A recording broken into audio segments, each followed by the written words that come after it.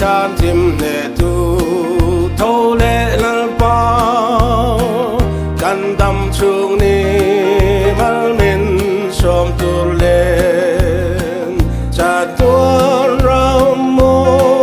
ya min soi tu rin ta na ta i tho vang in kan lo me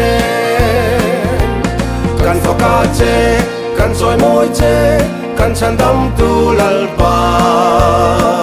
kan pho ka che kan soi môi che hallelujah amen hallelujah hallelujah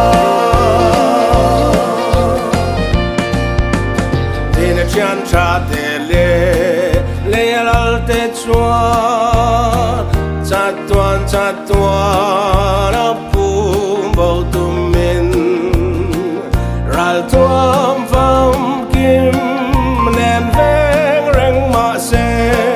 tina chen len roa lo ne tu la lia kan pho ka che kan soi môi che kan chan dam tu lalpa kan pho ka che kan soi môi che hallelujah amen hallelujah hallelujah chitinami tele nam tin mitin anakachun tu te ngay bokhan lalpa melan la mu don sia thole lalpa lo min kan ma reng che kan pho ka che kan soi môi che kan chan dam tu lalpa